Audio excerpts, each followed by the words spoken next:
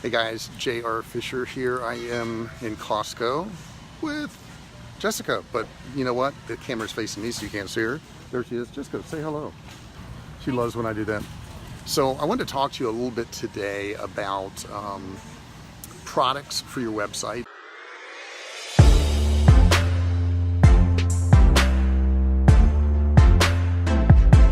And I think a lot of people are making a huge mistake because what they do is they start a website and they get some type of software that interacts or integrates with AliExpress, and then what they do is they put hundreds or even thousands of products on their website. Now today I'm at Costco. You can see Costco behind me here, and I want to tell you a couple interesting facts about Costco. First off, Costco, believe it or not, is pretty profitable.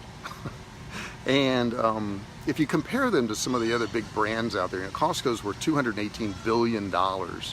And if you take and you divide out all their stores, each store does almost $1 billion a year. Actually 900 and some odd million dollars, which is a lot.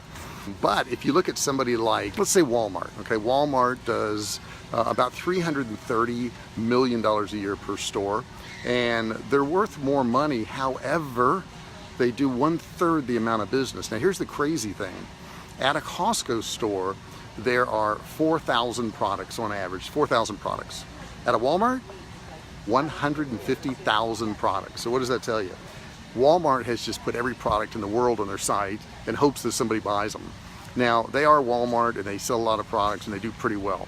But if you are trying to do the Walmart method where you put every product you can find on your website and you don't select the top products, like if you look at Costco, man, they got the stuff you want. It's hard to go into Costco and not buy something in here because they just seem to have the stuff that you want. And one thing they do too, because like right now I'm in the seasonal aisle here, you can see all this Christmas stuff behind me and candies and all that, is they understand that it's seasonal, and since it is seasonal, they try to put products that'll fit the season. So what I'm trying to tell you today is if you're working on a website and you're just shoving products in there day after day and thinking, well, I just put a whole bunch of products, somebody's bound to buy something, you're wasting your time. You really are. What you want to do is you want to select the top products, the ones that are going to sell, and you want to have products that have good descriptions and they have benefits and everything listed.